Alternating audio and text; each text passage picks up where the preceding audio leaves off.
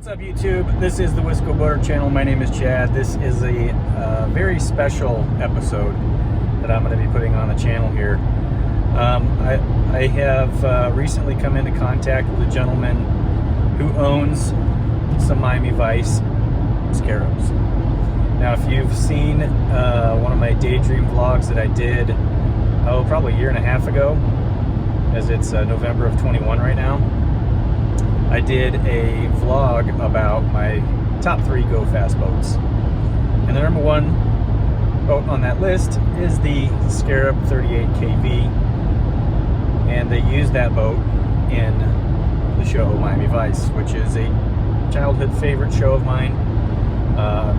Love the show. And having the opportunity to go check out these boats. I believe there are 3 of them that I'm going to look at today. I might only be seeing 2 of them. I don't remember what he said, but I'm going to meet a gentleman named Wayne Kolb. And all I can tell you is I am in Wisconsin. I'm not going to give away the location.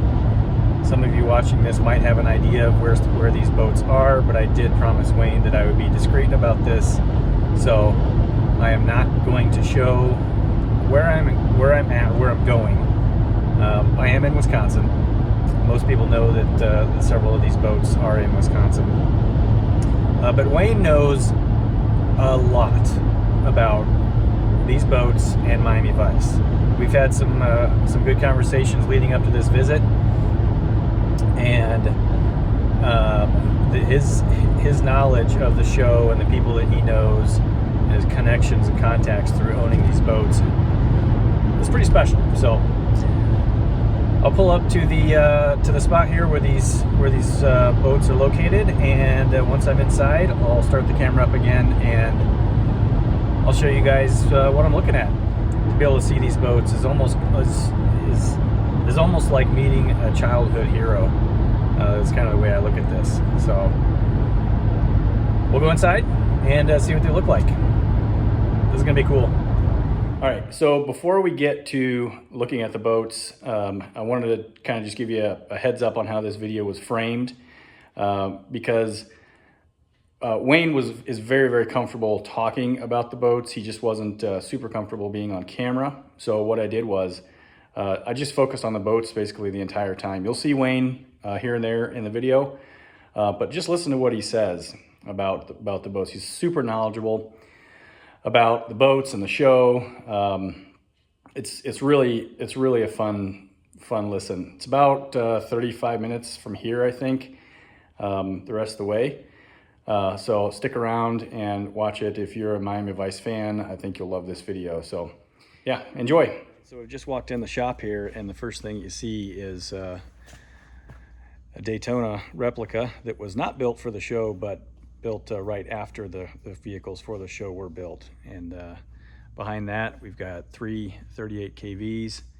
And then over here is, I don't remember the story on this boat. Wayne can fill me in on that. But he started talking about some stuff, and that was Wayne right there, but he doesn't really want to be on camera, so we'll have him stay off to the side. You want to say hi real quick? Hey. All right, this is Wayne Kolb. He is the owner of the Miami Vice boats that are in this shop, and we're just going to walk around and take a look at the boats, and he's going to tell us about them. So you were just starting to tell me about how the 377 was chosen for the show, and then what happened after that? Well, before it was chosen, Wellcraft bought Excalibur. So they had the Excalibur 40 Hawk and the 377 Scarab, both competing for the same market under the same roof. Okay. So one or the other had to go. Now the Excalibur had a much nicer cabin, and that was going to be the boat of choice until the 377 got the nod for the show. And once they seen the production numbers, from the exposure of the show and the jump in sales, they couldn't kill the golden goose. Yeah. So the Excalibur got the accident. So at that point, they started making cosmetic changes. Now, our TV boat, which was considered nicknamed Star 2. And this is the one in the back here, right? Yep. And its sister boat, Star 1, technically are 377s. Okay. They have the 377 cab. Can we walk back there and Sure. take a little closer look at them? Started some of the cosmetic changes. The 377 had saddle tanks. They pulled those and made it storage. The rear seat was given more of a Euro look to it instead of squared off. They had already removed the side-by-side buddy bolsters and split them up. And the lower cabin door is in these boats was still the wood bifold door. Okay. But then when they went to the KV, they became a plexiglass slider. So in scenes in the show, in one scene where you can see it real well is when in the episode Payback, when they're pulling away from Foyente's yacht with Frank Zappa in the back. You can see the wood bifold doors folded up and snapped up against the sideboards. And then when they made rest of the changes, the 38 Raider had just been discontinued, and they took the cabin from the 38 Raider and replaced the 377 cabin with that, which meant they had to move the deck hatches 10 inches to accommodate a bulkhead with a new cabin change. So the hatches that are on the TV boat are a Bomar hatch that's got 4 decorative bars on top. And then when they made the move with the hatch locations, they went to a more sleeker, beveled, you can see on top of the snap on the white boat. It's a 3-bar hatch, and the frame is beveled and has a real nicer, dressier look. Okay. So some of the early KVs still had the older hatches. The arch was actually the 377 arch spun around because they used to have them facing forward. Yeah. That's why the aerodynamic curve in the back of the arch faces back, and it's not perfectly level on the horizontal bar. Yeah. And they have more of a rake to them. They're set lower and have more rake than the. Oh yeah. So if you look at them from the side, you can actually see that. Right. Yeah. I myself, I think the older arch with more rake has a sleeker look to it. Yeah, it does. And a lot of people agree with that. There was one special edition that was just cosmetically restored by Dave Sikorsky. They actually shortened the arch and trimmed the bottom of it so they could give it that rake. Oh yeah. And I believe Sam Tamburino did that with his too. I'm not positive, but I think he did.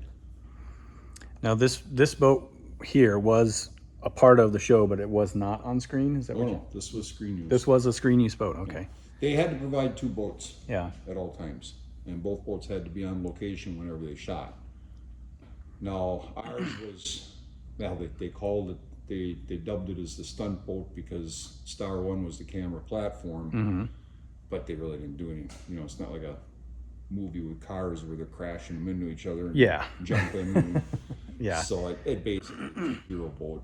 A lot of the close-ups and things like that were done with it. A hero boat is what they called. So when you say the hero boat, that's when the actors on board. That's a close up of the actors on the boat, or The prettier boat. ah, okay. And the thing is with the cameras, even though that Star 1 was a designated camera platform, there was only one scene, which again came from Payback, where the camera crews were out on the deck of the boat. And those guys rode on top of the boat when they took off. When Fuente jumps off the back of the boat, Rick Bravo and his dad were the camera operators. They're sitting on the deck of that boat when it takes off. Yeah. Cameras are strapped to, looks like they're strapped to the cleats. Yeah. And there again in season 1, during the Great McCarthy race with the 39 Stinger, him and his dad are laying on the end of the bow so that they can get the shot actors in the cockpit. Jeez. And I've spoken with Rick about that numerous times, and he goes, kind of stuff that wouldn't fly today. No way. Yeah, no way. But you know, now the shots. Our boat was used in the episode Back in the World when they are under mortar attack in the Miami River at night. There, they were just standing out of the hatches with holding the cameras freehand. So it didn't necessarily mean that all cockpit shots were going to be done with Star One. And the reason you can see that or know that it was our boat is if you look at between the blower intakes on the hatch, you see the stainless rails. Those hatches are butterfly hatches. They open side to side. Oh, yeah. So those railings were used to lift them. Okay. Star One had a one-piece clamshell yeah. and had no railings. And Star 2 is the only one over the 4 seasons that ever had butterfly hatches with the railings. So a lot of your shots and scenes, you can pick those railings out. So it helps identify which boat was doing what scene. And, Okay, interesting. and a lot of other big differences too. I gotta tell you, I think I told you this on the phone, that this is kind of like meeting a childhood hero of mine. On Star 2, the color fade goes teal to the back, maroon to the front. Star 1, it was opposite. Ah, There was a lot of inconsistencies between yeah. two boats that were built practically side by side. yeah. Are the motors in this still? Yep. Yeah, they're all covered up with a tarp. That's all right. The owner before me, who was the original owner when it was released from the show, he had the engines rebuilt by Brad Wallace from Wallace Engines out in Annapolis. They ran them 6 hours and plugged the filters up with old varnish into gas. Oh, yeah? So he put it on the rack thinking there was something wrong with the carburetors and everything else like that, and he never run it again. So how long do you think it's been since this boat's run? Do you know? would have been what, 2011.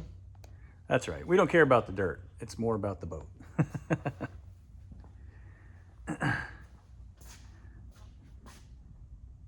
Is now this one you're gonna, which one of these is this one, the one that's going for paint? No. Or are you gonna keep that's all original?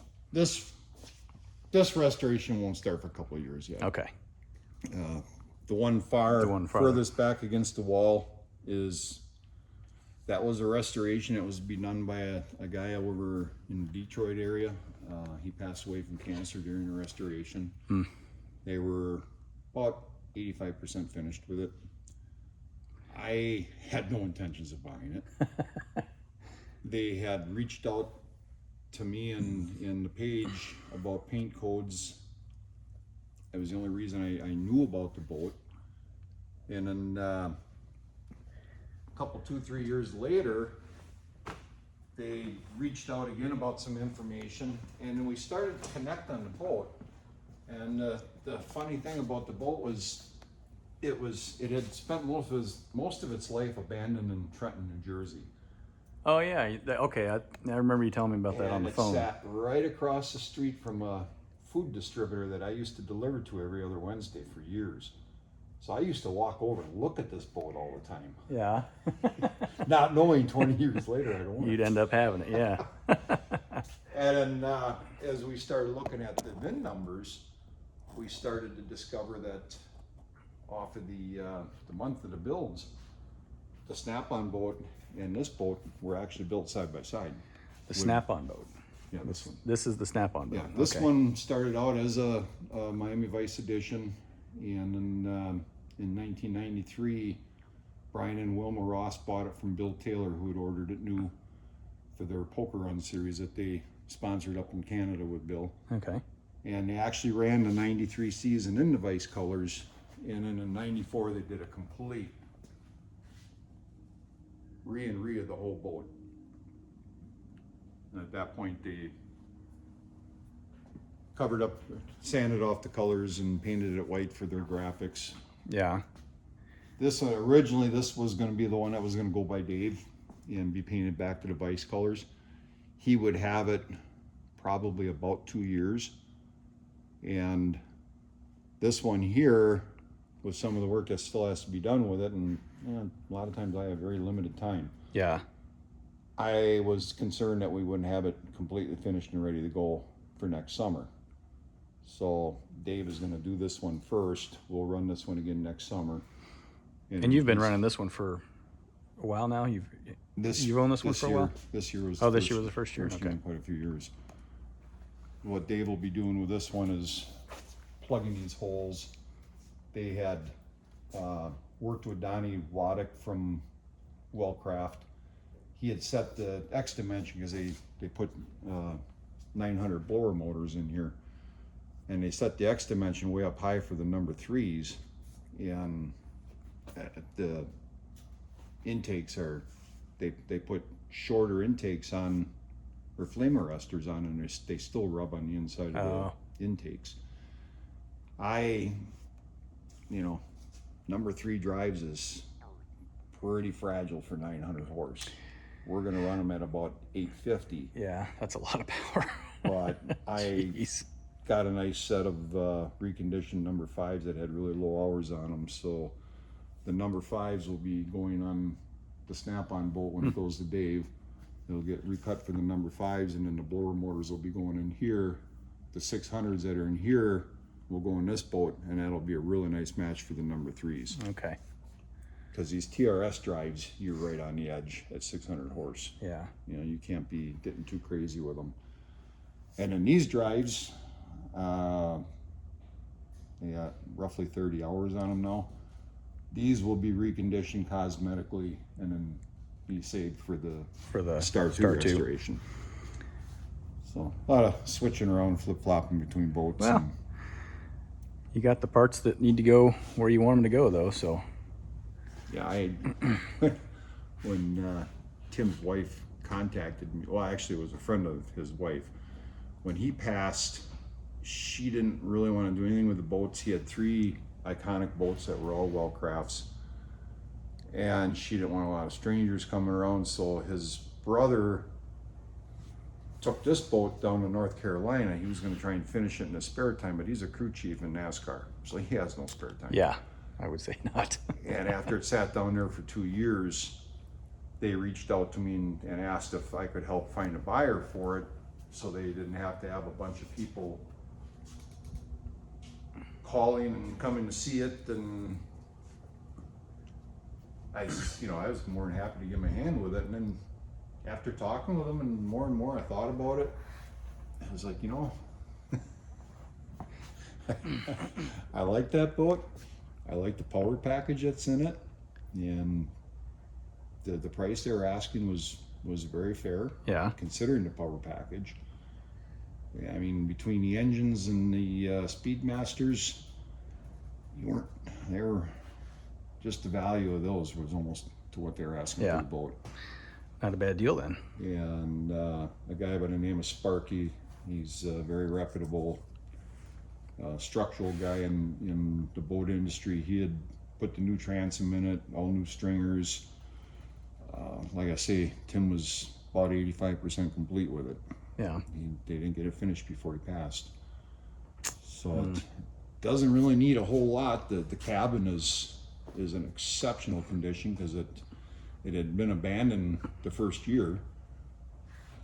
Guy beached it down in, now I don't know if it was in Florida or if it was in Jersey, because the boat sat abandoned in New Jersey at Trenton Marine. But the guy had beached it, tide went out, boat was sitting up on the beach, they couldn't do anything with it, wait for the tide. A storm come in the following night, and when the tide came in, swamped the back of the boat. Oh, jeez. So he insurance to cover it, and the insurance shook their head and said, no. So he just walked away from it, told the bank, sorry.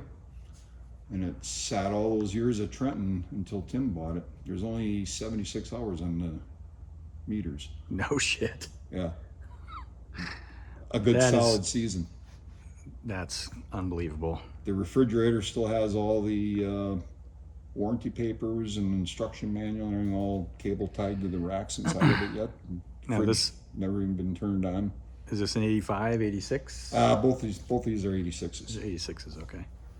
And then Star 2 is stamped as an 85, which would be right because they started using them in about May or June for filming. So this one was the first one to appear on television in the episode Prodigal Son, when they come idling through the bay over to Gene Simmons's yacht. Until Blu-ray came out, we didn't know whose boat it was. Yeah. Once the Blu-ray came out, You can see the definition. high definition, Yep. you could see the rails between the intakes and the pinstripes that they used to have on the top or going up the arches were different between the two boats, and you could definitely tell from the pinstripe that it was also this boat. So this was the first Scarab to appear on screen. That's awesome. She's got these are all battle scars from the show. At least this is what That's what. the first owner told me. Yeah. And if it was a rental wreck-it, that was the crew's Yep. motto. Yep. Because Wellcraft supplied these boats free of charge, just for the exposure. So, you know, the Universal, the crews, they had no skin in the game when Yeah. it came to the treatment of these boats. Yeah. So bang them up against the dock or pilings or another boat. Blow to drives. Yeah.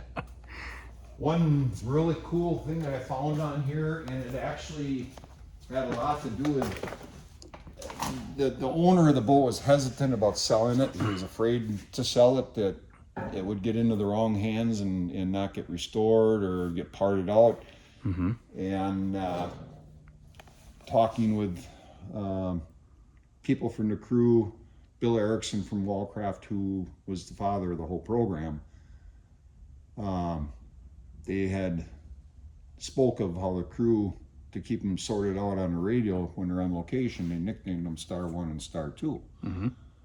And when this boat came on my radar and I went out to Maryland to look at it, I was around the back, he was sitting on his lift, and I'm around the back side of the boat, and there was there's a numeral 2 back here. And I myself didn't even know. I wanted to find that one with the butterfly hatches. Yeah. And I started searching for that boat back when all there was on the internet was bulletin boards. And for 15 years, I searched, even when the bulletin boards became forums, and I knew it had gone to the Maryland area. Talked to guys from that area that remember it being in the Maryland area, but then it just kind of went off the grid. And it was actually the season 5 boat that I had identified for a marine owner down in Miami that was abandoned in a rack down there. I went down there to see the boat and verify the numbers for them. And then they asked for help moving that boat on our site. And while we were doing some promo work on the site to get some exposure for him selling it, the owner of Star 2, his son came forward and said, "Hey, my dad has a boat from the show." Now, you heard that a lot. Yeah. A lot of people who had special editions were told that they were using the show, and so of course, you know, they want to believe that. One of the biggest differences with a screen used boat is the hull stripe. The whole stripe. The hull stripe. Yeah. It runs lower. The bottom drops off midship. I was actually looking at that when we were standing over by if you the look other at- boat, because I could tell there was a difference Right. here. The amount Now, of you can see on the special edition boat, the bottom of the stripe goes all the way to the Yep. transom corner. Yep.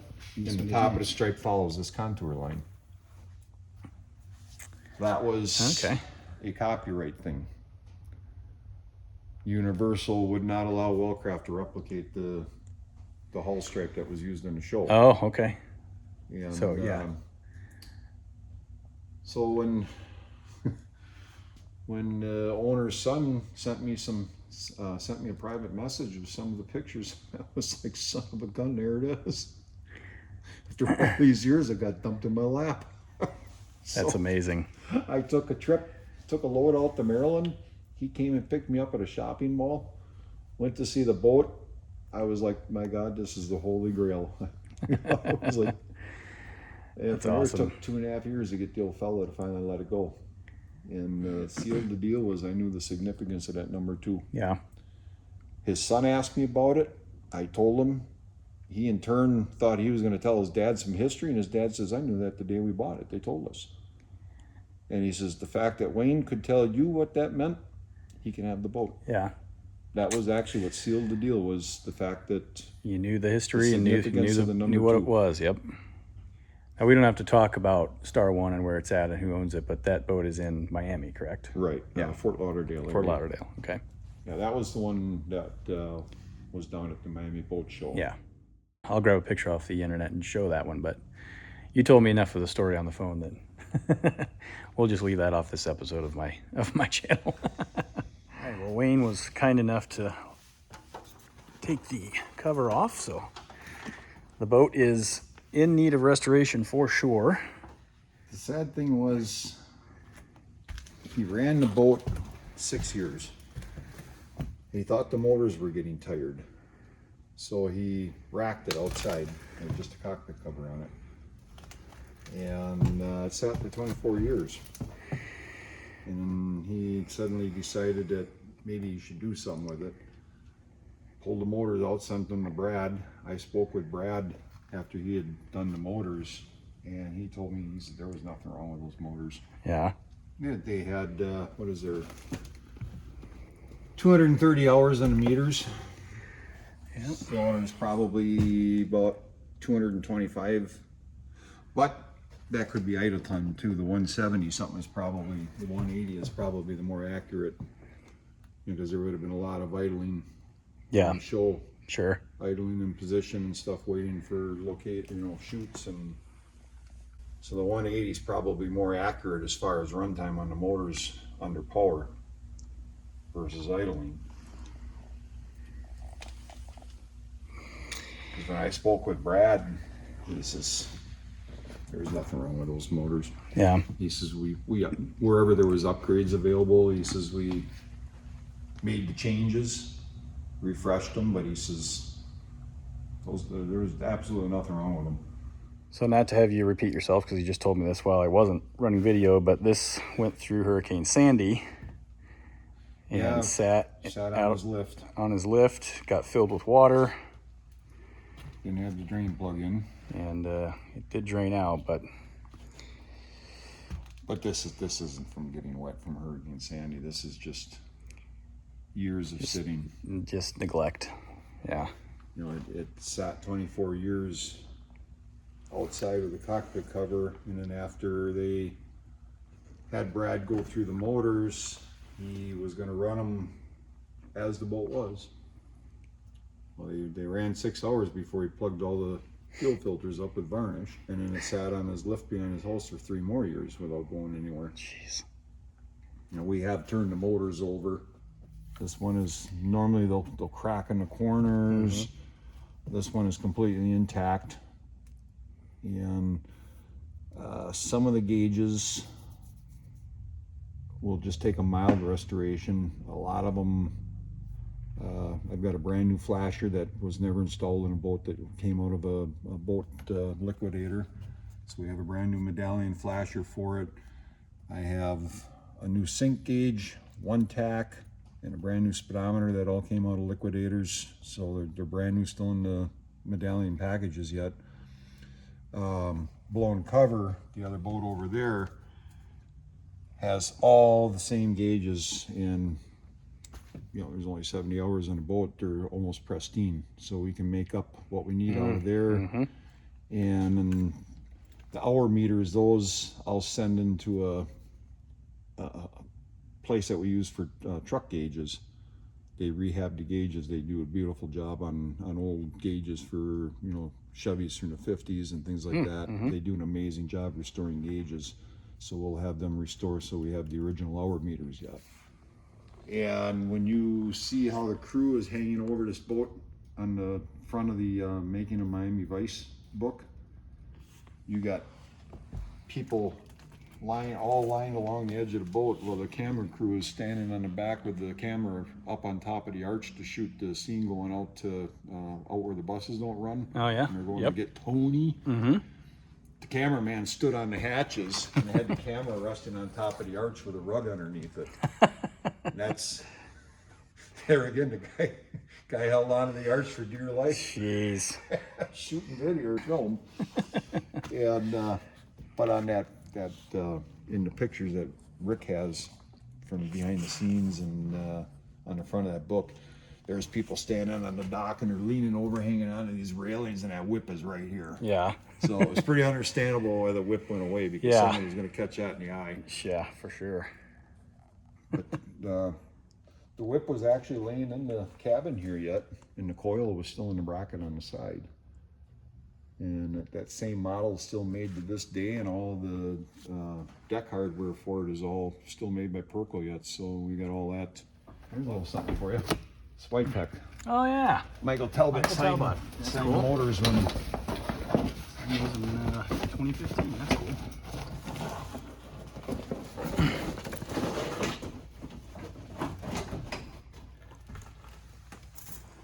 yeah, we did a meet and greet with Mike down in at the Volo Auto Museum, because they have the original car #1 down there. Oh yeah. So they had Mike coming in for a meet and greet, and then they invited us down to bring the boat down. And That's cool. so Mike crawled up and signed the inside of the engine hatch, and so that, and actually that cleans up real well, and this even comes off. So this sticker will probably stay, and we'll just be cosmetically cleaning the inside of this hatch so that we don't lose Yeah, you don't want to his lose the signature. on it. And these were Cyclone 400s, you said. Cyclone 400s. Yeah. But really, the only thing that got changed was they went to a different carburetor, and then Wallace painted the valve covers silver, and that was kind of their trade or their signature. Was silver valve covers with the red lettering. So that's really the only thing that got changed. The ignitions. Yeah. We'll be cosmetically restoring them back to mercury with all the proper decals and everything on them. I am going to take the liberties of bumping them to 460s with the cams. So that would probably be about the only thing that's really changed on them. Mm-hmm.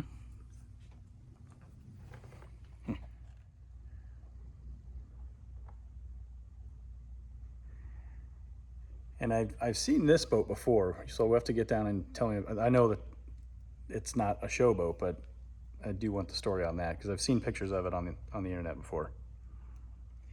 So what's the story on this cute little thing? This little guy was built by George Barris. It was his personal boat, but they put it together as a promotional tool for the stunt shows that were at the Universal theme parks for the Miami Vice Stunt Show. Okay. This one was never used in the stunt shows. It was just used strictly for promotional.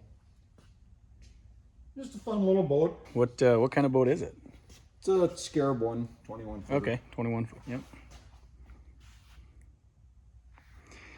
Was the arch added as a The arch tribute to the KV? no, that came from the factory. You It could did? order Okay. these with an arch. Oh, okay. They you could order any Scarab with the Vice colors. There's a couple Scarab 3s out there. Oh, okay. I didn't know There's that. a 40-foot Scarab that's got the Vice colors. There's a Viper out there that's got Vice colors. There was numerous of these little 21s. I shouldn't make it sound like a ton of them, but there were a few 21s, but the stripe on the 21s was all more greens and blues. This one was altered to mimic the drop of the stripe like the TV boats, because that's how they did the 21s that were used in the theme parks. So this one was done more to mimic those boats. Well, it's kind of cool that you have one of these though too. I liked it just the fact that it had some Barris history. Mm-hmm. I bought it shortly before we bought Star 2. And when we were down at the Volo Auto Museum, Brian Grimm's, he's a curator down there. He had George come in every other year because they have a lot of Hollywood cars down there. Mm-hmm. And then George would come in every other year for meet and greet, and then he would sign any of his cars that were in there. Yeah. And he was due to come the following year that from when we were down there. So Brian says, yeah, he said, you should bring your little Barris boat down. And I was like, absolutely. Yeah. And then George passed away that fall. Oh, jeez. So it was kind of a missed opportunity. Mm-hmm. I was in contact with his daughter, and I don't know if it's a son or son-in-law that sent me an email one day. They were real happy to know that the boat was still around because they had seen something on the internet about it. And I had contacted Joji to let her know that I was looking for any documentation he might have besides what came with the boat. Mm-hmm. And then there were some little logos that had been stole off the boat from when a previous owner had it. And so to secure some more to put in there, put on the boat. So, you know, they reached out, made contact, they're aware that the boat is around, and I never noticed until I got the boat home, started crawling around. There's in front of the ski pole. It's got George's coat of arms with the George Barris collection on the plaque.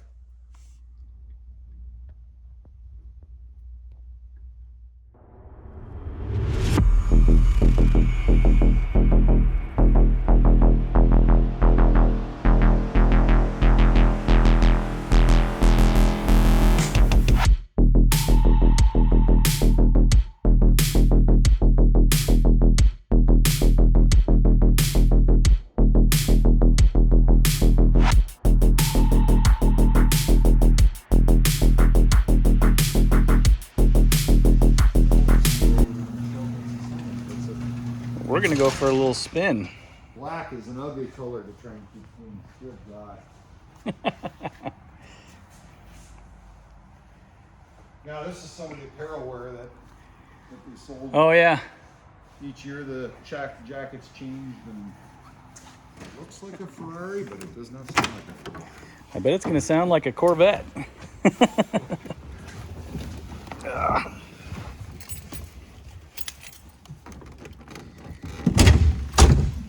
Couple of rattles in the door. I'm just starting to learn the anatomy of the doors.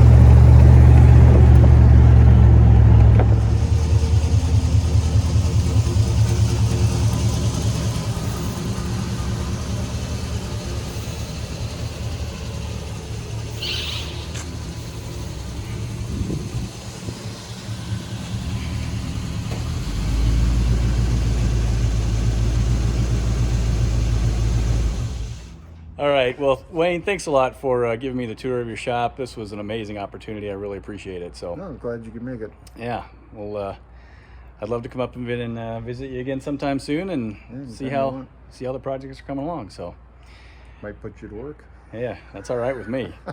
Thanks for watching this episode of the Wisco Boater channel. Hope you enjoyed it. We'll see you next time. Hit that subscribe button, hit the like button, send me some comments, and if you want to be notified when I post new videos like this one, hit that notification bell. Happy boating, everybody.